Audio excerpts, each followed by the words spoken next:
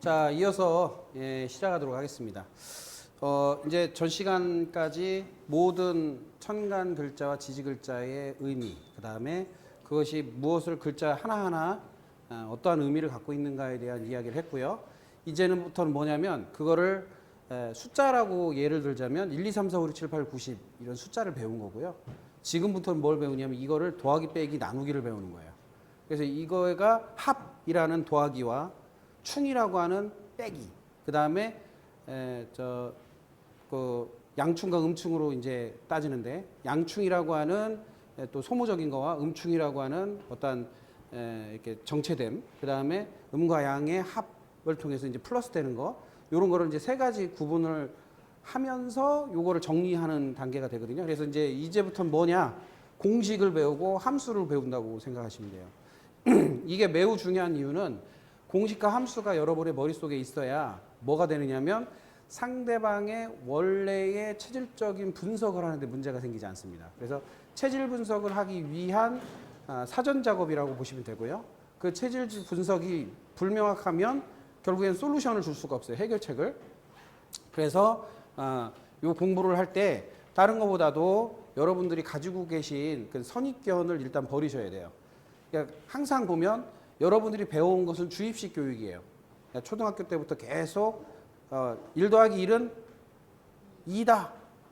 이게 맞을까요? 이걸 버리셔야 돼요. 자, 이 얘기를 하면 또 좀 이상한 얘기 한다고 또 그럴 수도 있어요. 자, 1 더하기 1은 2다. 틀린 말 아니죠. 근데 이게 굉장히 정확한 답이라고 생각하시면 안 됩니다. 왜냐하면 정답은 또 따를 수 있어요. 뭐냐면 2라는 것은 정답이라고 볼 수 있지만 이게 꼭 반드시 답이 될 수는 없다라는 거예요. 무슨 얘기냐? 이게 무슨 얘기지? 자, 1 더하기 1이 3이 아닙니다라는 말도 답이 됩니다. 4가 아닙니다. 5가 아닙니다. 6가 아닙니다. 1이 아닙니다. 0이 아닙니다도 1 더하기 1은 0이 아닙니다도 답이 된다라는 거예요. 그러니까 우리는 어떤 생각을 하고 있느냐면 하나의 답만 찾으려 해요. 그러니까 분쟁이 생기는 겁니까? 내가 원하는 답, 내가 원하는 방식, 내가 원하는 것을 고수하기 때문에 문제가 생기는 거예요. 상대방이 생각하는 것을 전혀 고려하지 않아요. 그러니까 야, 1 더하기 1은 2야. 이게 정답이야. 다른 답은 필요 없어. 이게 되는 거죠. 실은 뭐예요? 3이 아니라는 말도 답이 되고 0이 아니라는 말도 답이 되고 2가 아니라는 말도 답이 됩니다. 그러면 거꾸로 말하면 자, 1이라고 하는 숫자는 하나야. 하나. 1은 하나입니다. 라는 말도 답이 돼요. 하나, 한 개, 1은 한 개. 하나를 뜻합니다. 라는 답이 되지만 이 1을 표현할 때 뭐냐면 0이 아닙니다. 2가 아닙니다. 3이 아닙니다도 이 말을 할 수도 있다는 얘기죠. 그러니까 1이 아닌 게 1이라는 말을 가지고 여러 가지 답을 찾을 수도 있는데도 불구하고 여러분은 1, 하나 요거에만 매달려 산다는 거예요. 그러다 보니까 답을 찾기가 어려워지는 거예요. 왜냐하면 사람들은요. 예를 들어서 이런 거예요. 병이 났어요. 감기가 걸렸어요. 그러면 모든 사람이 똑같은 방법으로 감기가 걸릴까요? 응? 어떤 사람은 온도차, 어떤 사람은 피곤해서, 어떤 사람은 뭔가를 잘못 먹어서, 어떤 사람은 어떤 조건에 노출이 돼서 등등 각양각색 사람에 따라서 건조해서 또는 차가워져서 감기는 굉장히 다양하게 걸리는데도 불구하고 우리는 하나의 답을 찾고 하나의 약을 줘요. 그러니까 약을 먹어도 잘 나아요, 안 나아요? 그러니까 우리가 흔히 말하는 감기약을 먹었을 때 완벽하게 잘 나았는 사람은요 10% 정도 된다고 봐야 될 거예요. 그러니까 대다수는 그 감기약을 그냥 먹고 그냥 넘어가는 거예요. 실제로 답은 거기에 있는 게 아니다. 사람마다 다 답이 다르다. 그리고 여기 앉아 계신 분들 꽤 되는데 각자 얼굴이 다르고 모양도 다르고 그 다음에 생각하는 구조도 다르고 이름도 다르고 환경도 다르고 살아가는 모양 직업도 다르고 다 다른단 말이에요. 그런데 어떻게 하나로 그 답을 주냐 이거예요. 그거는 말이 안 된다는 거예요. 하나라는 변칙이 없는 것, 절대성과 자 보세요. 절대성과 비절대성이라는 것을 동시에 여러분들이 인식하셔야 됩니다. 왜냐하면 밤과 낮은 절대적으로 있죠. 그렇죠? 근데 밤과 낮이 스위치 켜지듯이 똑딱 불 켜지듯이 밤과 낮이 바뀌는 게 아니에요. 어떻게 해요? 서서히 낮이 되고 서서히 밤이 되고 밤도 서서히 어두워졌다가 서서히 다시 새고 이렇게 된단 말이에요. 그럼 무슨 얘기냐면 자, 정확도로 따지면 밤과 낮이라는 절대성은 있지만 실제로 그 안쪽에 보면 절대성이 아닌 거예요. 왜냐하면 시시각각 변하는 포인트를 알 수가 없어요. 계절이 변하는 것도 봄, 여름, 가을, 겨울이라는 것을 여러분들이 느끼고 살아요. 그럼 봄, 여름, 가을, 겨울이라는 것은 절대성이 있어요.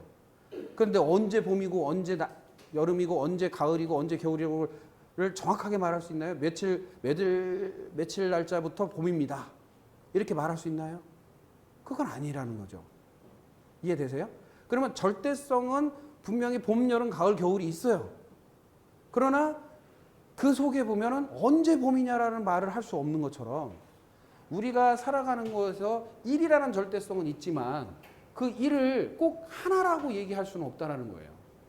0이 아닌 것도 1이고, 그렇죠? 2가 아닌 게 1이라고 얘기할 수도 있고.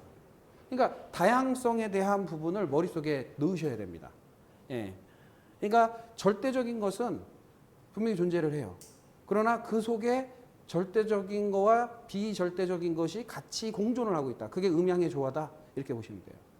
햇빛이 비치는 곳이 있는가 하면 햇빛이 비치지 않는 곳이 있는 것처럼 그렇다고 햇빛이 비치는 곳이 항상 밝으냐? 그늘진 곳도 있어요. 햇빛이 안 비치는 곳도 있어요. 그렇다고 밤이 됐는데 항상 다 어둡냐? 예? 밝은 곳도 있고 또 그늘진 곳도 있습니다. 그러니까 어둠 속에서도 밝음 어둠이 있듯이 밝음 속에서도 밝음 어둠이 있어요. 그러니까 이 개념을 여러분들이 알고 계셔야 된다는 거죠. 그렇지 않으면 뭐가 안 되느냐면 들어오고 나가는 것이 이상해져요.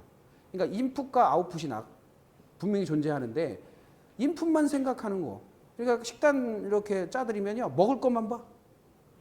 야, 뭘 먹어야 되나. 중요한 건 뭐예요? 먹지 말아야 될 것도 중요하잖아요. 먹는 것만큼 먹지 말아야 될 것은 더 중요할 수 있는데 먹지 말아야 될 것은 신경을 안 쓰면서 먹는 것만 신경 쓰는 거예요. 예. 반대로 먹지 말아야 될 것을 신경 쓰는 게 훨씬 나을 수도 있다는 거예요. 그래서 모든 법률이나 규칙은 해야 될 의무보다는 뭐를 더 많이 강화해서 써놨어요? 하지 말아야 될 것에 대해서 법이 많이 써 있어요. 예. 뭐 차선을 지키면 위법이다 뭐 이런 거 있잖아요. 뭐 저 교통법규도 보면 이거 하면 잘못됐습니다. 잘못된 사항들을 많이 해놨지 교통질서를 지키세요라는 법은 조금밖에 안 나와 있단 말이에요. 그러니까 우리가 스스로 봤을 때 의무, 자 우리가 해야 될 것에 대한 4대 의무가 있죠. 납세의 의무, 교육의 의무, 국방의 의무, 그 다음에 뭐 참정권 뭐 해서 여러 가지 의무가 있잖아요. 국민이 가져가야 될 의무가. 근데 의무해야 될 것도 있지만 반대로 뭐예요? 하지 말아야 될 것도 있다는 거죠. 하지 말아야 될 게 더 많아요. 왜? 하지 말아야 될 것을 하게 되면 뭐가 생겨요? 문제가 생기기 때문이에요. 예, 문제가. 해야 될 것은 안 해도 큰 문제가 생기지 않아요. 근데 하지 말아야 될 걸 하게 되면 문제가 생기더라. 그 부분을 같이 생각하셔서 이걸 알아들으셔야 돼요. 자, 합의 개념과 충의 개념 중에 이제 이따가도 제가 설명을 드리지 않고 그 중간에 그 지지라는 글자를 설명하기 전에 한 페이지에 음양의 합충에 대한 부분을 설명하게 돼 있었어요. 그런데 그거는 제가 건너뛴 이유는 지지 설명하기 전에 그 설명을 해도 되는데 지금 설명하는 게 적합하기 때문에 지금 설명한 거거든요. 자, 양과 양이 만나는 거와 음과 음이 만나는 거와 음양이 만나는 것이 달라요. 예. 이거를 음양이 만나는 것을 합이라고 하고, 예. 요 두 가지를 충이라고 합니다. 자, 충이라는 것은 부딪힌다는 거예요. 에너지를 소모하거나 에너지가 정체된다는 의미예요. 그러면 양충이라는 것은 에너지가 정체되는 것이 아니라 뭐예요? 소모되고 폭발하고 벗어나는 거예요. 그러면 음충이라는 것은 머무르는 거예요. 그 다음에 요거는 순환의 개념이에요. 그래서 이 음양의 조화는 생산성을 갖고 있어요. 뭔가 만들어지고 새로운 에너지를 나타내는 겁니다. 그러면 잘 보세요. 양충이라는 것을 우리 생활상으로 보면 부부간에 보면 소리 지르고 때려부시고 싸우는 분들 있죠. 그게 양충의 개념이에요. 그래서 소리가 나고 에너지가 바깥으로 새어나와요. 그래서 때려부시고 다 망가뜨리면 다시 어떻게 해야 돼요? 사야 되잖아요. 그게 탄생이에요. 탄생. 그리고 부셔진 건 뭐예요? 고쳤어야죠. 그게 소생이에요.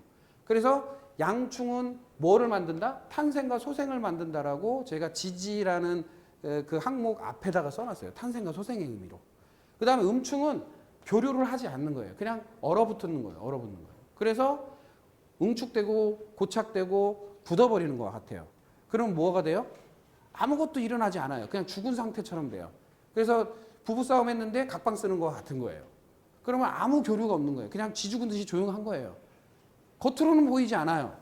그런데 속으로는 고여 있는 거죠. 자, 고인물이 뭐 한다고 그래요? 썩어요. 흐름이 없는 거예요. 자, 안으로 곪는 거죠. 근데 음양이라는 조화는 뭐냐면 소통하는 거예요. 소통. 서로 이야기를 하는 거예요. 그러면 문제의식이 발생했을 때 어떠한 특정한 문제나 돌파해야 될 문제가 생겼을 때 나는 소리 지르며 싸운다. 아니면 얘기를 안 해버린다. 또는 서로 대화를 통해서 해결하려고 한다. 요 세 가지 차이가 있다는 거예요. 세 가지 의미가 여러분들한 이 삶 속에서 나타나요. 그러니까 어떠한 꼭 부부관계만이 아니라 친구 간에 아니면 동료 간에 또는 아는 사람 간에도 이런 현상으로 좀 부딪힐 때가 있어요. 항상 이런 건 아니지만 때때로 이렇게 부딪힐 수가 있다. 그러면 그게 그냥 일어나는 걸까? 아니면 원인이 있을까요? 원인이 있어요. 우리가 아픈 것도 그냥 아픈 것은 없어요. 내가 마음이 제가 서두에 말씀드렸지만 감각이라는 걸 느꼈기 때문에 마음이 생기잖아요. 원인이 없이는 아무것도 생기지 않아요. 그런데 우리는 그 원인을 찾으려고 하지 않습니다. 원인을 찾지 못하고 그게 왜 어떤 상태로 흘렀기 때문에 이러한 결과를 초래했느냐를 알 수가 없어요. 원인을 모르니까. 원인을 찾는 버릇만 찾아도요. 사실은 삶이 좀 편해질 거예요. 그런데 원인을 모르니까 해결할 수 있어요? 없어요? 없어요. 자, 우리가 문제 제기는 누구나 할 수 있습니다. 그게 문제가 된다, 저게 문제가 된다, 이게 문제가 된다. 근데 그 문제를 넉넉히 해결할 수 있으면 그게 문제가 될까요? 문제가 안 될까요? 문제가 안 돼요. 문제의식이라는 것은 내가 해결할 수 있을 때는 문제가 아니에요. 근데 해결할 수 없을 때 뭐가 되냐? 문제가 되는 거예요. 그럼 해결하려고 하려면 해결할 수 있는 에너지가 있어야 되잖아요.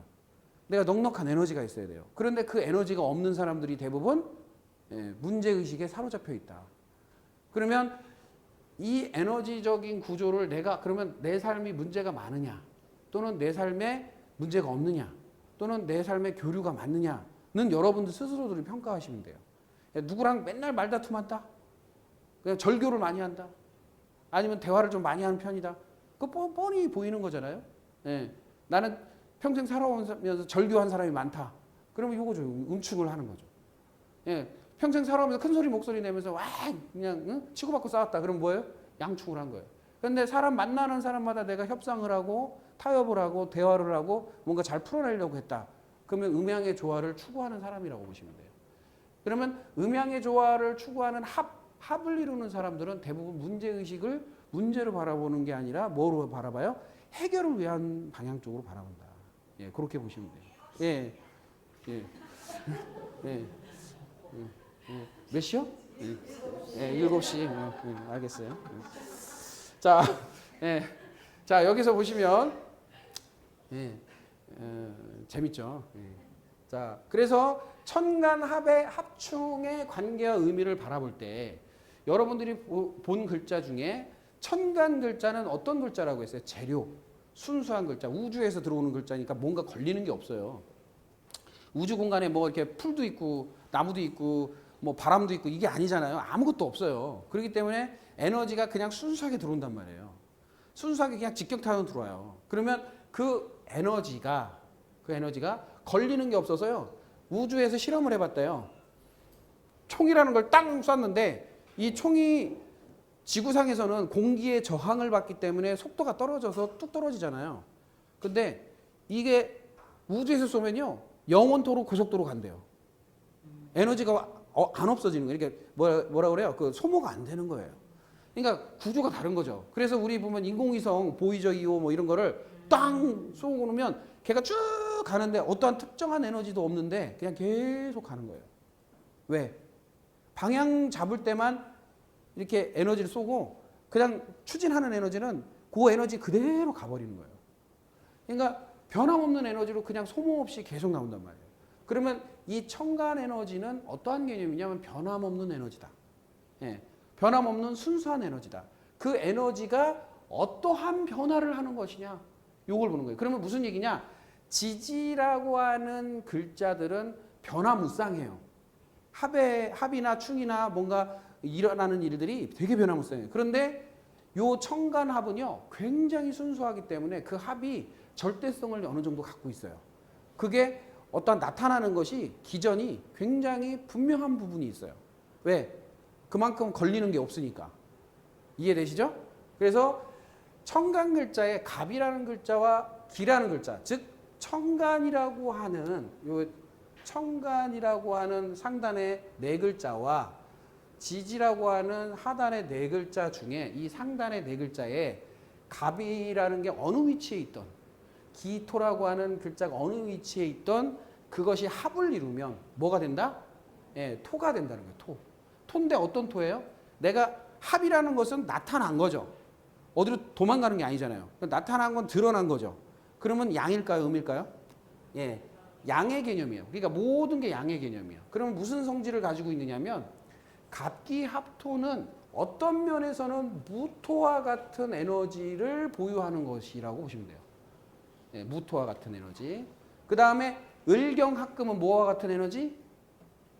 예? 금은 예, 경금과 같은 에너지로 그대로 고착되는 거예요. 그 다음에 병신합수는 임수와 같은 에너지가 나오는 것이에요. 그러니까 기질적으로 보면. 그 다음에 정임합목은 예, 간목 같은 에너지가 나오는 것이고, 무게합화는 예, 병화 같은 에너지가 나오는 거예요. 예. 그래서 요거를 참고적으로 이제 예제를 드린 거고요. 예, 오늘 일이 많네요. 7시부터 저기 막 방송까지 예, 굉장히 많아요. 예. 자, 그래서 이 갑기합토를 그 표에 보시면 제가 이 표가 그냥 만들어진 게 아니라 제가 처음에 배울 때는 굉장히 중구난방이었어요. 그래서 글자 하나하나를 그냥 배우는 방식이었어요. 아마 초기에 배운 저 유 선생님도, 저 뒤에 계신 유 선생님도 이런 표로 배우신 분이 아니에요.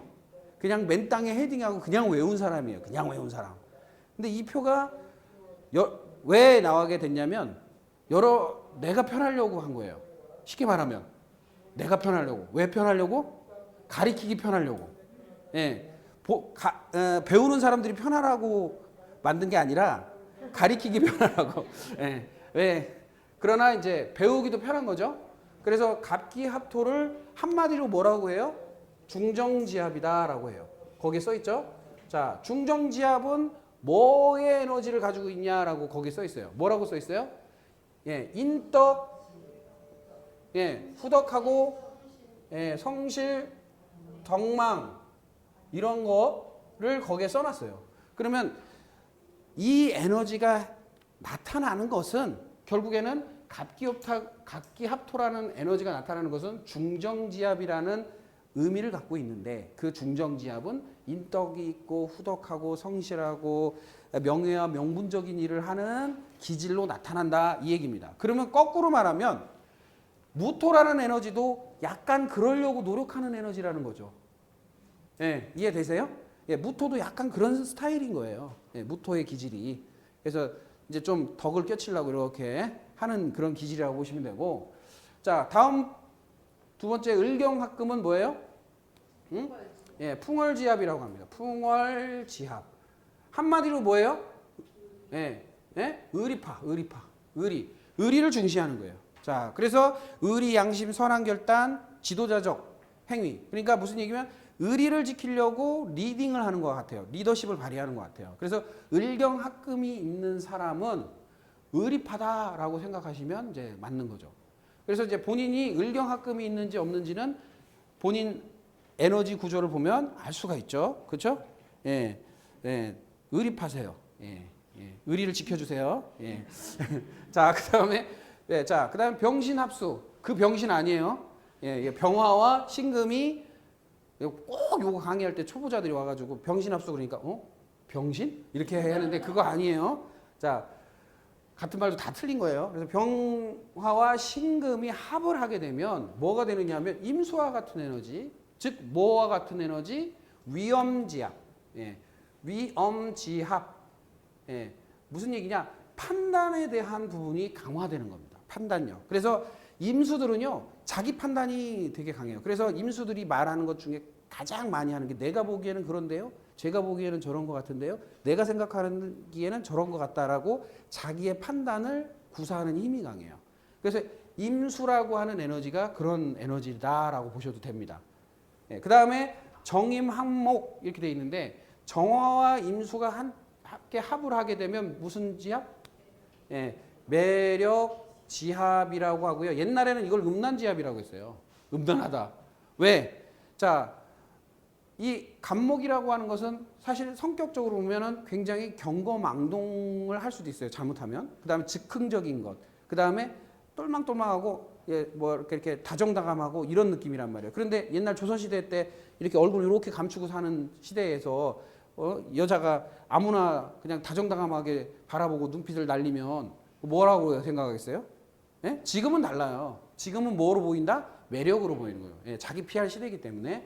그래서 매력지압이라고 하고 거기에 가장 많이 들어가는 행위가 뭐냐면 이성적 매력, 이성적 매력, 폼생폼사, 폼생폼사, 쉽게 말해서 멋을 부리는 에너지란 말이에요. 자, 그 다음에 무게합파는 화예요, 화, 병화 같은 거예요. 그러니까 자기 표현이 분명한 게 원래 병화거든요. 그래서 이걸 뭐라고 그래요? 무정지합.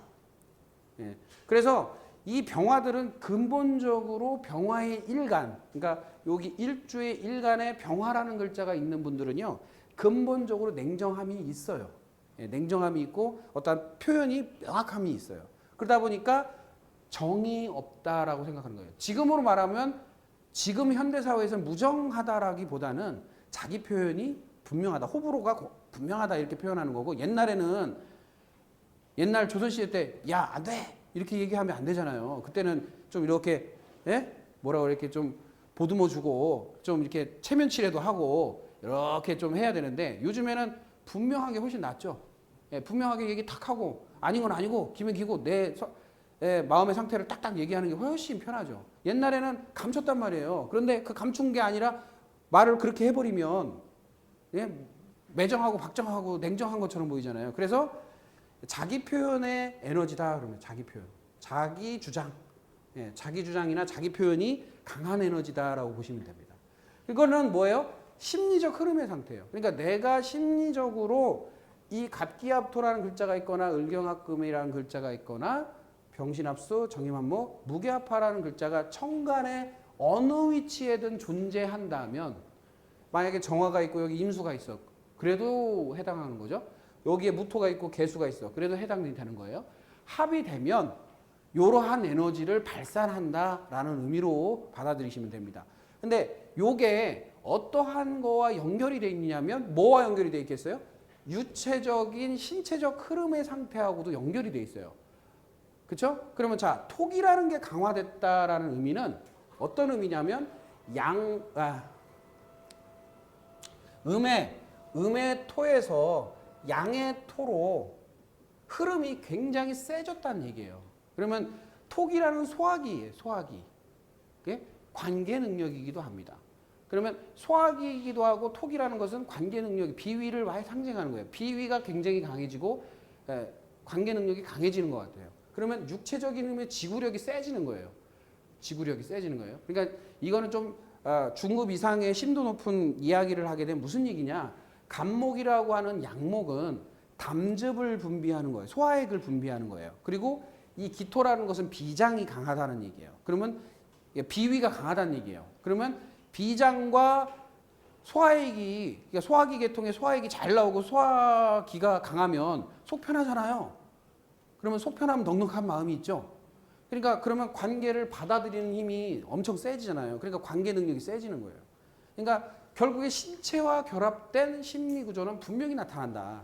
그래서 여기에 뭐라고 써있냐면 비장과 위장의 흐름이 활성화된다라고 하고, 거기에 뭐라고 써있냐면 음적 중용이 뭐로 한다?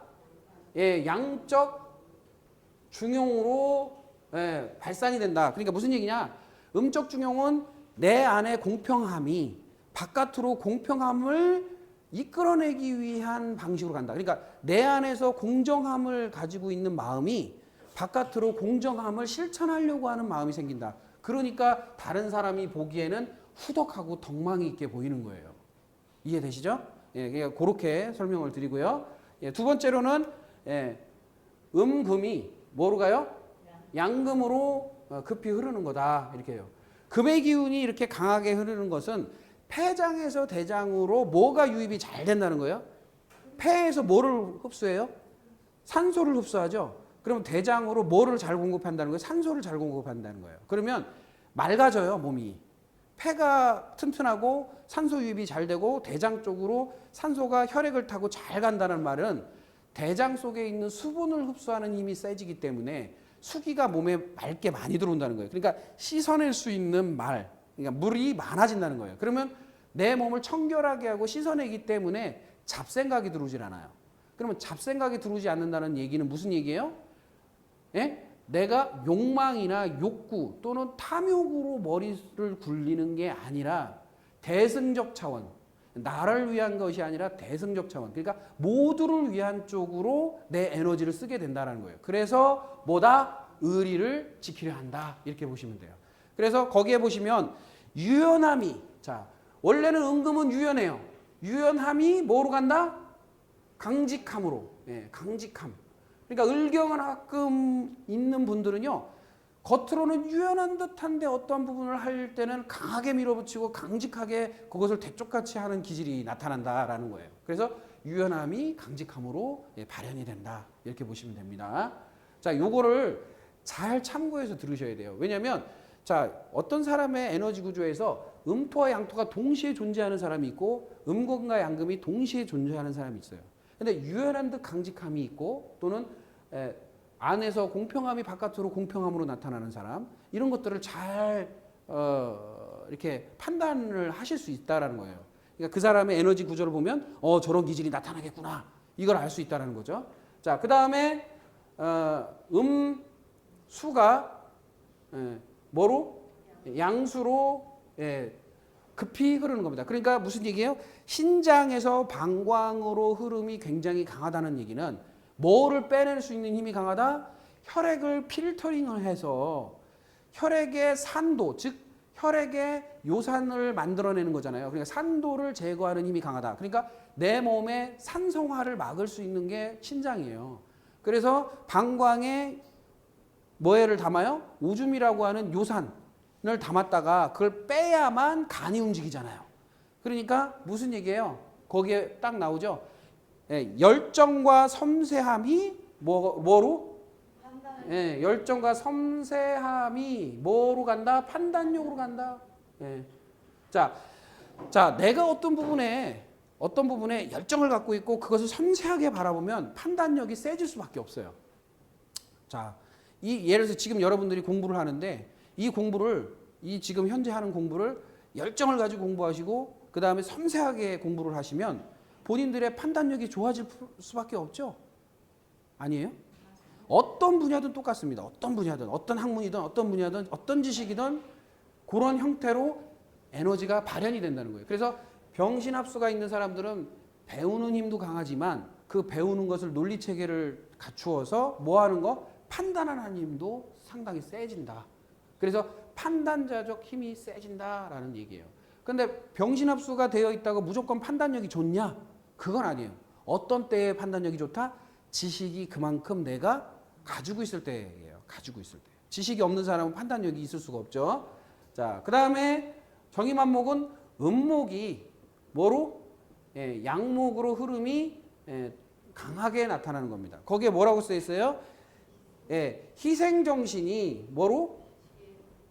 지혜로움으로 간다. 지혜로움으로 하기 때문에 이걸 뭐처럼 보인다? 매력적으로 보인다. 자, 무슨 얘기냐? 자, 잘 섬기고 잘 도와주고 하는 것을 그냥 무턱대고 하는 게 아니라 뭐예요? 지혜롭게 해요. 그러면 얼마나 예뻐 보여. 그렇죠? 그거를 야기자기하게 그걸 잘 할 수 있는 거죠. 내가 뭔가를 베풀어도 무작정 무턱대고 막무가내로 하면 내가 소문되잖아요. 내가 그냥 털리는 거 아니에요. 그러지 않고 아주 지혜롭게 잘 살림살이 하는 것처럼 잘 하면 뭐예요? 그게 예뻐 보인다는 거죠. 매력적으로 보인다. 그 얘기를 하는 거고요. 자, 그래서 음목이 양목으로 흐른다는 것은 간에서 담즙이 많이 나온다는 거예요. 그러면 무엇을 가장 간이 가지고 있느냐면 간과 담이 생기, 즉 생명력이 있는 것처럼 보이는 거예요. 그래서 우리 피곤하면 뭐 때문이야라고 그래요? 간 때문이야라고 그러죠. 물론 간 때문만은 아니지만 주로 우리가 생각하는 건 간 때문이야라고 그러죠. 간이 해독을 잘 해놓으면 항상 몸은 생기가 있어요. 생기 있는 것처럼 보입니다. 그래서 우리가 피곤도라는 것은 해독이 되지 않은 상태를 말하는 것이지 못 먹어서 피곤하고 일을 많이 해서 피곤한 게 아니에요. 일을 많이 해도 어떤 사람은 열심히 생기 있게 다니고 어떤 사람은 일을 조금 해도 힘이 없이 늘 피곤하단 말이에요. 그것은 내 몸의 상태에서 해독력이 있느냐 또는 해독력이 없느냐의 차이예요. 그래서 정임한목이라는 것은 해독력이 강하다 볼 수도 있다 이렇게 보는 거예요. 자, 그 다음에 화죠. 예, 음화가 예, 양화로. 예. 자, 거기서 뭐라 그래요? 예, 양적 중용과 자, 양적 중용 중용과 뭐로? 예? 양적 중용과 의심이 뭐로? 냉정함으로 흐른다. 예. 자, 무슨 얘기예요? 양적 중용이 공평하지 않은 것 같은 느낌이 들면 의심이 들어가는 거예요. 자, 불공평하다라고 느끼는 것을 한번 생각해 보세요. 무토라는 것은 중용이에요. 양적 중용이고 요 개수라는 것은 의심하는 마음이에요. 그러니까 두 가지가 합해서 화기로 나오는 거예요. 그러면 무슨 얘기냐? 저게 확실히 나한테 공평한 것이냐 아니냐를 따져 묻는 것과 같은 거예요. 일종의. 그래서 음화라는 것은 공감은 하되 뭐예요? 내 표현은 정확하게 한다. 이거죠. 그러니까 양적 중용과 의심이 뭐로? 냉정한 판단력으로 인해서 그것을 표현해버리기 때문에 뭐의 달인이라고 그래요? 그래서 이 무게화가 된 사람들은 거래 협상의 달인이라고 하는 거예요. 왜냐하면 내가 이거 할 테니까 너가 이거 해. 또는 내가 이거 할 테니까 너는 이거 해라고 말하려면 둘이 중용, 그러니까 서로 비슷한 관계를 보는 힘이 있어야만 그 말을 할 수 있는 거예요. 일방적으로 시키는 게 아니라 내가 요거 할 테니까 넌 이거 해. 이런 말을 잘하는 타입이거든요. 그래서 무게어가 있는 아이들은요, 어렸을 때부터 엄마한테 엄마 나 이거 할 테니까 이거 해주세요. 이런 식으로 말을 많이 해요. 그래서 엄마한테도 딜을 해요. 협상을 해요. 그래서 이 청간합이나 충이 합의 목적, 합의 상태로 보면 이러한 두 가지 측면의 에너지가 나타난다. 뭐예요?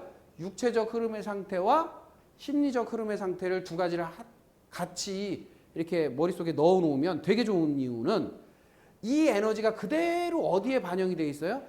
지지라는 글자에 반영이 되어 있어요. 그러면 지지 글자의 합과 충도 결국엔 이것을 근간해서 만들어지기 때문에 이것을 명확하게 알면 알수록 지지의 글자는 아무것도 아닌 거예요. 재료의 글자들을 정확하게 하는데 속에 있는 글자를 정확하게 하는데 이 겉에 있는 글자를 못 읽으면 이상한 상황이 벌어지죠. 그래서 천간 글자를 정확하게 아는 연습이 많이 필요하다. 그거를 아셔야 되고요. 자, 그 다음에 다음 단계로 넘어가서 자, 거기에 이제 충이라는 게 나타납니다. 충. 자, X자로 이렇게 그어 놓으면 다 충이 있어요. 응? 여기는 하나가 더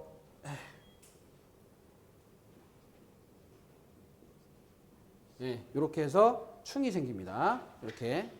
자, 해당하는 것은 음충과 뭐와 양충이 있다고 분명히 처두에 말씀을 드렸죠. 음충과 양충은 어떤 의미예요? 아까 말했죠. 음은 기능이 저하되는 거예요. 기능이 상실되는 거예요. 기능이 누그러지는 거예요. 기능이 제대로 발휘되지 않는 상태가 음충이에요. 자, 그러면 여기 보세요. 표시가 이건 양이고 음이고 양이고 음이고 양이에요. 자, 여기도 마찬가지죠. 음이고 양이고 음이고 양이고 음이에요. 자, 여기 X자로 보시면 자, 간목과 경금은 충돌을 한다라고 표시가 되죠. 그 다음에 을목과 기토는 충돌을 한다는 게 표시가 됩니다. 그러면 쉽게 말하면 간목이라는 에너지와 경금이라는 에너지가 같이 천간에 존재하는 경우에는 뭐의 현상이 일어난다? 양의 충의 현상이 일어난다 이 얘기예요. 그러면 갑경충이라는 에너지가 나타났을 때는 어떠한 기질이 나타날까? 자, 간목이라는 것은 행동하려고 하는 거고요. 경금이라는 것은 결정하려고 하는 힘이에요.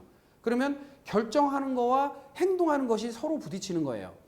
그렇죠? 행동하려고 하니 틀이 나를 가로막고 틀이 있자니 행동하는데 제약을 받고 이것이 갈등하는 거거든요. 그러면 거꾸로 말하면 틀 속에서 행동하는 것을 원하는 것과 같은 거예요. 틀 속에서. 그러면 누군가가 원칙과 규칙을 벗어나서 그 틀이 아닌 것으로 행동을 한다고 하면 이 기질이 있는 사람이 어떻게 반응을 할까요? 바로 말이 나가요. 그러니까 양의 기운이기 때문에 지적질을 해버려요. 감독관처럼. 그래서 갑경충이 있는 사람들은 다른 사람의 행동이나 결정 틀 이런 거에 대해서 규칙에서 벗어나면 그것을 지적하는 마음이에요. 지적하는 심리예요. 그래서 갑경축이 심한 사람들은 잔소리를 좀 할 수 있는 가능성이 있어요. 잔소리를. 물론 나중에 알겠지만 을신충이라는 것도 비슷한 개념이거든요. 이거는 갑경충도 금과 목의 충이지만 을신충도 금과 목의 충이에요. 그런데 방향이 다르죠. 이건 양, 바깥으로, 남에게. 을신충은 내가 무언가를 했는데 나를 긁는 거예요. 내가 완벽주의자가 되기 위해서 나를 긁는 거예요. 그래서 을신충이 있는 사람들은 뭐냐면 나 스스로를 긁어대요. 계속 긁어대요. 내가 그걸 그렇게 하면 안 됐는데 아이고 내가 왜 그렇게 했을까? 이런 생각을 굉장히 많이 합니다. 그래서 이게 나중에 가면요. 지지글자로 말하면 요 갑경충은 인신충과 같은 말이고 을신충은 묘유충과 같은 말이에요. 그러니까 그게 이제 연계됩니다. 그러니까 그거는 나중에 이제 더 알 수가 있고요. 자, 그 다음에 을기충이 있고 또 병경충이 있어요. 자, 을기충이라는 것은 여기에 보면 기계충하고도 연관이 되고 이렇게 연관이 다 되어 있습니다. 그러면 을목이라고 하는 사람의 행동을 받아들이는 힘과 요거는 관계를 받아들이는 힘이 저하되는 거예요. 요거 토기이기 때문에 관계의 힘이란 말이에요. 수용하는 것. 관계를 수용하는 힘과 뭐가? 행동을 받아들이는 힘이 저하되는 거예요. 그럼 무슨 얘기죠? 이 을기충, 예를 들면 을기충 있는 사람은 아이들이 여기서 막 어지럽히며 막 뛰어놀고 막 이렇게 난장판을 치면 그걸 받아들일 수가 없어요. 그 아이도 받아들일 수가 없고 그런 행동도 받아들일 수가 없는 거예요. 을기충이 있는 사람들은요. 그 다른 사람의 과도한 행동이나 과도한 접근을 굉장히 부담스러워하는 사람들이에요. 을기충이 예를 들면 그래서 행동의 능력과 요 관계의 능력이 좀 저하된다 이렇게 보시면 됩니다. 자, 그 다음에 병경충. 자, 감정을 표현하는 것과 결정하는 것이 충돌을 한대요. 그게 무슨 얘기예요? 감정적 결정이 문제를 야기한다는 거예요. 그러니까 병경충이 심한 사람들은 감정적 결정을 할 가능성이 있어요. 그 다음에 감정적 결정에 대한 반감도 있을 수 있어요. 그 다음에 감정적 결정, 감정과 결정 사이에서 굉장히, 그러니까 이성적 결정을 하는 게 아니라 뭔 결정을 한다? 감정적 결정을 할 가능성이. 에이씨, 때려쳐! 이런 거 있잖아요. 그런 형태로 할 수 있다는 거예요. 이해되시죠? 그 다음에 정신충은 반대로 뭐예요? 나의 결정에 대한 부분, 나에 대한 부분이에요. 그러니까 내 결정이 내 감정을 속에서 속으로 결정하는 것 같아요. 그러니까 겉으로는 에이 때려쳐 이렇게 안 하더라도 속으로는 에휴 저거 하지 말아야지 이렇게 얘기하는 거예요. 속으로는. 그래서 감정적 결정의 두 가지 측면을 같이 보셔야 되고요. 그 다음에 병화와 임수. 자, 임수라는 것은 생각의 다양성을 가지고 있는 거와 감정의 표현이 같이 부딪히는 거예요. 생각할수록 열받고 열받을수록 생각이 많아지는 거와 같은 거예요. 그래서 병임충이 있는 사람들은 생각할수록 열받는 거예요. 열받았다가 또 열받으니까 또 생각이 많아지는 거예요. 그래서 옥신각신해요. 그래서 나중에 보면 아시겠지만 이 병임충이 사해충하고 비슷한 거예요. 겉으로 나타나는 거예요. 그러니까 겉으로 그것이 뭐로 나타나냐면 그 열받는 거와 또 자기 생각을 표현하기 위해서 뭐냐면 그것을 합리화시키기 위해서 궁금증이 많아집니다. 그래서 이 사회충이나 몰입하는 힘하고 같아요. 그러니까 궁금함을 바깥에 드러내는 것하고 똑같은 말이에요. 그래서 밑에 지지 글자에 사회충이 있고 청간 글자에 이 병임충이 있으면 아주 쌍두마차죠. 그러니까 뭐 설상가상. 그러니까 굉장히 궁금증을 굉장히 많이 표현합니다.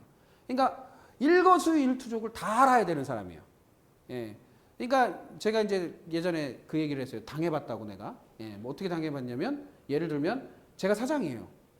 이제 직원이에요. 그럼 사장이 어디를 가던 나 나갔다 올게. 그러면 다녀오세요 이렇게 해야 되잖아요. 어디 가세요? 어디 가세요? 그러면 이제 누구 만나러 가세요? 직원이. 알고 봤더니 이게 너무 강하더라. 사회충이나 병임충이 강하더라. 그러니까 직원이 그 다음에 들어왔으면 그냥 끝이잖아요. 나 왔어. 그러면 끝이잖아요. 그럼 어떻게 해야 돼? 그 다음에 어떻게 되셨어요? 응? 그게 앞뒤가 안 맞잖아요. 그러니까 그런 것을 궁금해하는 마음이라고 보시면 돼요. 근데 그게 나쁜 의도로 궁금해할 수도 있지만 또는 좋은 의도로 내가 뭔가를 해줄 수 있을까에 대한 강박관념이 있기 때문에 또 궁금할 수도 있는 거예요. 그래서 병임충이 그런 형태를 나타낼 수 있다. 그러면 병임충만이 아니죠. 정계충도 약간의 그런 거예요. 근데 병임충은 노골적으로 드러낸다면 정계충은 속으로 의심하는 거예요. 그래서 늘 안에 호기심과 궁금증이 늘 있어요. 저 사람 어떻게 지내지? 저 사람 어떤 거예요? 은근히 노골적으로 물어보진 않지만 속으로 은근히 물어봅니다. 그러니까 돌려 말하는 거죠. 돌려서 은근히 물어보는 거와 같은 거예요. 요거는 좌우충, 그 지지로 말하면 좌우충과 같은 맥락이에요. 이건 사회충이라면 이건 좌우충과 같은 거예요. 그래서 그 에너지가 비스무리하게 나타난다. 이렇게 보시면 돼요. 그래서 정계충이 많은 사람들은 호기심에 아내가 들끓는 거죠. 아내가. 속이. 자, 그 다음에 무임충이 있어요. 무임충은 관계하는 힘과 생각하는 힘이 같이 충을 하는 거예요. 그게 무슨 얘기냐? 관계를 내 생각대로 하려고 하는 거와 같은 거예요. 그럼 어떻게 해요? 관계를 강요하죠. 그러니까 너는 이렇게 나한테 해야 돼. 이런 거요. 그래서 무임충이 위험한 것은 뭐냐면 어거지를 쓰는 경우가 있어요. 어거지. 내 생각대로 관계를 펼쳐나가고 내 생각대로 관계 해석을 하고 내 생각대로 관계를 유지하려고 하다 보니까 다른 사람이 부담스러워할 수 있어요. 그러니까 자기도 모르게 해요. 자기도 모르게. 내 생각대로 너는 이렇게 해줘야 돼.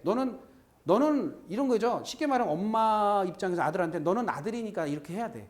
이런 거 있잖아요. 당신은 남편이니까 이렇게 해야 돼. 당신은 와이프니까 내한테 이렇게 해야 돼. 이런 마음이 있는 사람들이에요. 그러니까 당연하게 관계를 자기 생각대로 끌어가려고 하는 기질이라고 보시면 돼요. 그러면 자, 기계충은 어떨까요?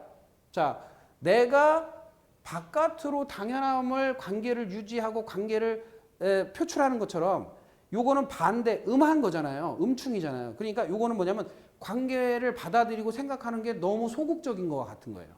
그러니까 누군가가 갑자기 찾아오거나 갑자기 어디를 가자고 하거나 그러면 되게 부담스러워하는 거예요. 그러니까 즉흥적인 것에 되게 부담스러움을 느끼는 것이 기계충이에요. 그래서 약속 미리 기계충이 있는 사람, 기계충이 있는 사람한테는 미리 스탠바이를 해줘야 돼요. 뭐냐면 야 이틀 뒤에 너 만나러 갈 건데 좀 만날 수 있니? 이렇게 얘기하고 약속을 하고 가야 되는데 이 기계충이 있는 사람한테 야 나 지금 가고 있어. 그러면 기겁을 하는 거죠. 왜? 준비가 안 돼 있는 상태에서 준비를 시키는 것과 같은 거니까 이 기토라는 건 받아들이는 힘이 약하고 생각하는 힘이 약한데 그 힘이 더 떨어지니까 얼마나 그것이 부담스러우겠어요. 그래서 기계충이 있는 사람한테는 즉흥적인 요구나 즉흥적인 방문, 즉흥적인 같은 행동을 원하면 안 된다. 스탠바이를 항상 걸어줘야 된다. 그런 의미고요. 자, 간무충은요. 내 행동, 내 급작스러운 행동으로 인해서 뭐를 깬다? 관계를 깨는 것 같아요. 그래서 넓은 관계, 주변 관계를 내가 행동을 너무 과하게 해서 주변 관계를 깨는 거예요. 주변 관계를 힘들게 하는 거예요. 그러니까 무슨 얘기냐? 주변 사람들을 뭐 하는 기질이냐면 선동하는 기질이라고 보시면 돼요. 예. 야, 이거 하자 하고선 선동하는 거예요. 야, 사람들아, 나랑 이렇게 움직이자 이렇게 얘기하는 거예요. 자, 이게 무슨 얘기냐면 어거지로 등산하는 에너지예요. 사람들 가기 싫은데 어거지로 등산시키는 거와 똑같은 거예요. 어거지로 그냥 끌고 가는 거. 자, 간모충 있는 분들 손 들어보세요. 예, 선동질 좀 할 텐데. 예? 자, 그게 에너지가 같이 이루어져서 이 모든 충이 사실은 음과 양의 개념을 명확하게 알면 해석이 다 되는 내용이에요.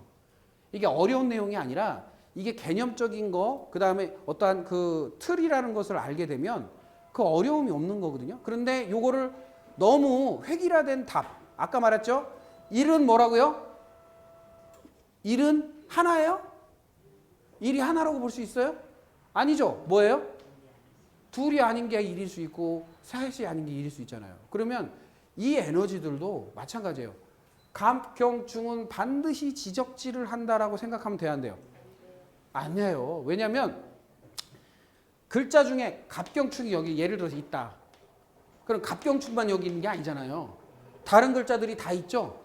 그러면 그 에너지도 있죠. 그 에너지들이 활동을 해요, 안 해요? 해요. 그러면 실제로 보면 프로테이지로 보면 8글자 중에 2글자인데 이 2글자가 나타날 수도 있고 안 나타날 수도 있죠. 조건이 성립이 되면 나타나고 조건이 성립이 되지 않으면 안 나타날 수 있어요. 어떠한 특정 조건에 의해서 나타날 수 있는 거예요. 그런데 반드시 나타나는 것처럼 생각하시면 또 안 된다. 조건부 확립이에요. 조건부 확립. 자, 우리가 춥지도 않은데 여기서 파카 입고 다닐 분은 없어요. 그렇죠? 덥지 않은데 반팔 입고 다닐 사람도 없어요. 그러니까 조건부로 반응하는 에너지라는 거예요. 우리는 왜냐하면 우리가 우주에 사는 게 아니기 때문에 지구에 살기 때문에 모든 에너지를 조건 반사적으로 움직여요. 추우면 추운 대로, 더우면 더운 대로, 습하면 습한 대로, 건조하면 건조한 대로, 바람이 부면 바람이 부는 대로 대응하면서 하는 것이지 우리가 뭐 그거하고 관계없이 더운데 추운데 이런 건 조건은 관계없이 그냥 옷 입고 사는 게 아니라는 거예요. 그거는 환경 조건을 같이 고려를 해야 된다라는 부분 같이 생각하셔야 됩니다. 아시겠죠? 그래서 청간 글자라는 것은 다른 의미라기보다는 순수한 에너지가 지구로 들어오면서 그 에너지가 합과 충 또는 합의 에너지냐 충의 에너지냐에 따라서 나에게 기질을 부여한 것이다. 근데 그 기질이 왜 부여가 되느냐면 그날에 여러분들이 태어난 에너지, 그날의 빛을 받고 태어났기 때문에 그 빛이 나에게 세팅이 되어 있는 거예요. 그래서 기가 막히게도 그 에너지가 있는 만큼 그 기질이 나오게 돼 있습니다. 근데 내가 알고 운전을 잘하면 내가 그런 에너지가 있으니까 내가 이거를 좋은 방향으로 운전을 잘하면 문제가 없는데 이거를 이상한 방향으로 운전을 하면 문제가 되겠죠. 자, 의리를 지키는 것 좋아요. 그런데 범죄의 의리를 지키면 돼야 안 돼요? 안 되죠. 그러니까 이것도 자기의 생각이나 자기의 바라보는 관점이 다르다는 거죠. 자, 인덕, 후덕, 덕망 그래서 포용적으로 받아들이는 힘이 강해요. 그런데 나쁜 짓 하는 것도 받아들여요? 아니잖아요. 그러니까 무슨 얘기냐? 무조건적 받아들임이 문제가 아니고 무조건적 호응이 아니라 자기가 나의 성격이나 기질을 알고 그것을 좋은 방향으로 이끄는 힘이 있어야만 이게 좋은 에너지로 발현이 된다는 거예요. 그러니까 아까 지적질 했죠. 이렇게 지적질. 예? 자, 지적질이라는 게 나쁜 것 같죠? 예? 아니, 잘못된 거 고쳐야지. 예? 고칠 땐 써야죠. 그런데 쓸데없는 거에 계속 지적질하면 문제가 되죠? 그렇잖아요. 자, 예를 들어서 밥을 먹을 때 숟가락을 이렇게 잡고 밥을 이렇게 먹어요. 숙여서 먹던, 서서 먹던, 아니면 빨리 먹던, 급하게 먹던 이걸 지적하면 안 돼요. 그냥 자기가 먹는 스타일이 있는데 이게 사회적으로, 도덕적으로, 윤리적으로 뭔가 문제가 생긴 게 아니잖아요. 그런데 지적을 하면 안 된다는 거예요. 그런 부분에 있어서. 만약에 사회적으로, 도덕적으로, 윤리적으로 또는 어떠한 사회 통념상에 문제가 될 만한 내용이다라면 지적을 해도 되는데 그런 기준이 모호한 상태에서 계속 지적만 해봐. 그럼 사람 잡는 거예요. 네? 그럼 그거는 내가 법이 된 거잖아. 야, 너 옷을 왜 그따위로 입고 다니냐. 이렇게 얘기하는 순간 내가 법인 거예요. 그렇죠? 그런데 걔가 누군가가 어떤 사람이 그 옷을 그렇게 입고 다니는 게 쇠고랑 찰 일인가? 아니거든요. 그런데 본인은 자기관념 때문에 뭐라고 해요? 왜 그렇게 입고 다니냐? 그게 맞냐? 이런 식으로 얘기한다는 거죠. 예? 아, 그건 아니죠. 왜 너는 눈에 거슬리게 빨간 옷을 입고 다니냐? 이게 맞는 거예요? 아니에요. 지적질도 합리적으로 해야 되는 거예요. 예, 그러니까 상대방 관점이 고려가 되지 않는 지적질은 문제가 되는 것처럼 항상 지적질이 나쁜 것도 아니고 항상 지적질이 좋은 것도 아니에요. 뭐가 명확해야 그게 바로 설까요? 기준이. 예, 명확한 기준이 바로 서야 돼요. 그래서 예를 들어서 이런 거예요. 성격 급함. 예, 급한 성격. A등급, B등급, C등급, D등급이 있어요. 급한 성격이 있어. 그럼 A등급이 최고의 등급이에요. 그 이상도 있을 수 있죠. 그런데 이 A등급 입장에선 B, C, D등급은 성격이 급한 게 아니에요. 느려 터진 거지. 근데 D등급 입장에서는 C, B, A는 뭐예요? 급한 거예요. 자기도 급하면서. 예? 그런데 그걸 누구 기준으로 잡냐 이거죠. A 입장에서 급함을 찾을까요? 아니면 B, 아니면 C, D? 이건 보편적 기준이 아니라는 얘기예요. 그러니까 보편적 기준을 뭐로 세워야 되냐면 자연 법칙에서 세우면 문제가 없어요. 자연 온도의 법칙, 계절의 법칙, 그 다음에 관계 법칙을 계절학적 관점으로 보면 문제가 없는데 이거를 나의 관점으로 보게 되면 마음에 들지 않는 부분이 생기는 거예요.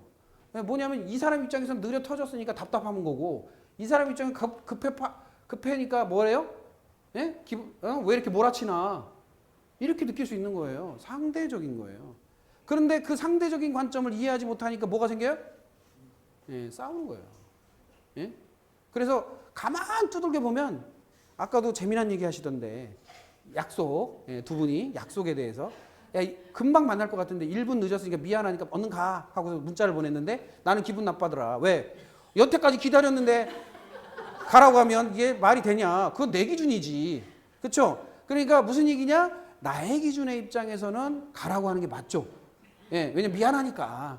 근데 기다린 입장에서는 이왕 기다렸는데 예? 그거 1분, 2분 뭐 못 기다리겠냐 이렇게 생각한다는 거죠. 상대적으로 뭘 그런 걸 그러냐. 그러니까 관점이 다르다는 거예요. 예. 그거는 반대의 입장이 될 수도 있어요. 내가 기다리는 입장이 될 수도 있고 내가 가는 입장이 될 수도 있는 거예요. 그때 상대의 관점을 고려해서 판단을 하게 되면 삶이 재밌어져요. 그렇죠? 예. 두 분이 아주 깊은 깨달음을 하신 것 같아. 예. 예. 그런 거를 같이 이렇게 볼 줄 알아야 된다. 왜냐하면 분쟁은 소통, 즉 서로 간의 상황을 이해하는 힘이 떨어졌을 때 분쟁이 생겨요. 왜 열받아요? 왜? 예? 답답하니까 열받는 거 아니에요. 응? 응? 저 사람이 내 마음과 생각을 알아주니까 열받는 거 아니에요. 근데 시원스럽게 알아주면 답답할 일이 없잖아요. 그렇죠? 그러니까 서로 간의 그 부분은 꼭 인간관계만이 아니에요. 자, 개들도 내가 기르는 개들도 답답해 할 수 있어요. 네? 멍청한 주인 만나면 개들도 답답해. 네? 내가 원하는 거 안 해주잖아요. 그러면 애가 이상해져요. 개가. 요즘 프로그램 재미난 거 하더만. 네? 세상에 나쁜 개는 없다. 예, 주인이 그 훈련하는 분이 뭐라고 했냐면 은근히 개 훈련을 핑계 삼아 사람 훈련시키러 가는 거래요. 그 사람이. 왜냐하면 개는 사람에 의해서 바뀌는 거잖아요. 그런데 우리는 스스로 뭐라고 그러냐면 이 개가 이상하다고 그러죠. 이게 이상한 개를 우리 집에 들여놨다고. 아니에요. 주인 때문에 그렇게 된 거예요. 누구 닮어? 제가 요즘에 애견인들이 되게 많다고 그래요. 그래서 애견인들이 이렇게 다니는 거 보면은 이렇게 끼고 다니잖아요. 그 주인하고 개하고 어때요? 엄청 닮았어요. 엄청 닮았어요. 왜? 개가 누구 따라간 거예요? 주인 따라간 거예요. 그럼 개가 안 칼죠? 그러면 그 주인은 안 칼진 거예요. 예? 예? 예, 개가 막 낯가림이 심하고 막 그래요. 그러면 주인도 그런 거예요. 똑같은 거야. 예? 어떻게 그렇게 치와와 기르는 분들은 치와와처럼 생겼고, 예? 어떻게 그렇게 생겼는지 몰라. 자기 얼굴대로 생긴 걸 딱 이렇게 어떻게 또 다들 끼고 사셔. 예. 그러니까 똑같죠. 예. 저도 놀래요. 예. 자, 그래서 이 합과 충은 상대적 의미를 같이 보는 것을 중요시한다라는 것을 알려드리는 거고요. 그 다음 장에 넘기면 그것이 설명으로 써 있습니다. 여기서 중요한 점은 무슨 얘기냐면 32페이지에 나오는 것 중에 갑기합토는 갑자와 다른 갑자라는 글자와 비슷한 내용이다. 즉 무슨 얘기냐면 간지로 갑자라는 글자가 있는 사람은 간지로 갑자일주나 갑자월이나 갑자시나 갑자년주 같이 갑자라는 글자가 있으면 뭐가 같이 있는 것 같다? 중정지압이 같이 있는 것 같다. 그 다음에 을경합금은 병자라는 글자가 있을 때 그런 느낌이 있다라는 내용이에요. 그 다음에 자 위험지압, 그 무자, 무자라는 글자가 있는 사람은 위험지압이라는 글자가 같이 있는 것 같다. 왜? 자 무자일주들은요 은근히 위험 있는 척합니다. 근엄한 척해요. 무자일주들이. 그게 원래 기질이 나와요. 월주든 일주든 그 무자라는 글자가 있으면 약간 위험 있는 듯한 판단력이 좋은 듯한 에너지를 발현을 합니다. 그 다음에 정임한목은 뭐예요? 경자. 경자일주들이 매력이 넘치는 에너지예요. 경자라는 글자가 있는 사람들. 그 다음에 정임한목 밑에 무게합하는 뭐예요? 임자. 그래서 임자라는 글자가 있는 사람들이 좀 냉정하고 냉소적인 면이 있어요. 그래서 임자일주들이 상당히 냉소적이에요. 그러니까 냉정한 면도 있고 아니면 아군이고 기면 기고 이런 기질이 있다. 이게 같이 어우러져 있다. 그래서 3차원적인 방법을 보셔야 돼요. 자, 갑기합토라는 에너지만 볼 게 아니라 갑기합토는 무토와 같은 양토 에너지가 존재하는 것이고 그 갑기합토는 갑자라는 글자하고도 일맥한다. 그것은 심리적 흐름과 육체적 흐름을 동시에 같이 갖추고 있다. 그 다음에 요 을경합금도 마찬가지로 경금과 같은 에너지인데 병자라는 에너지가 있는 경우에는 비슷한 에너지가 나온다. 그러니까 의리를 중요시하는 에너지가 나온다. 그래서 이 병자일주들이 의리를 중요시하다 보니까요. 어떻게 오버페이스가 되느냐면 이 병자일주들의 특징이 있어요. 병자라는 글자가 있는 사람들은요. 예를 들어서 뭐를 부탁해요. 그러면 알아봐 줄게 라고 하면 해준다는 거예요? 안 해준다는 거예요? 해준다는 거로 이해해버려요. 알아봐 줄게를. 그러니까 알아봐 줄게라는 것은 완전히 해준다는 얘기가 아니죠. 알아봐 준다는 거잖아요. 할 수 있을지 안 할지. 그런데 해주는 거로 안다니까. 왜 그러냐면 병자일주 자체는 자기가 그렇게 살기 때문이에요. 누군가가 부탁을 하면 내가 알아봐 줄게 해놓고 자기가 해버려요. 그걸 해준다고. 근데 상대방은 항상 그럴 리가 없잖아요. 병자일주처럼 그렇게 의리를 지켜서 해줄 리가 없거든. 그러니까 거기에서 인간 갈등이 생겨요. 거기서 인간 갈등이 생긴다고. 그 다음에 경자일주들은 즉흥적이고 매력이고 돌출 행동을 잘합니다. 경자들이. 경자라는 글자가 있는 사람들이. 자, 경자라는 글자 있는 분 손 들어보세요. 없어요? 없네. 자, 그 다음에 마지막으로 임자. 임자는 무게합하고 똑같은 에너지지만 병화 같은 에너지고 또는 임자일주도 병화 같은 기질로 나타나기도 한다. 그러니까 임자라고 해서 물이 많으니까 물을 생각이 많겠지 하겠지만 실제로 표현적인 것은 병화 같은 표현을 할 수 있다. 그래서 확 내지르고 버럭거리고. 자, 폭포를 생각해 보세요. 폭포.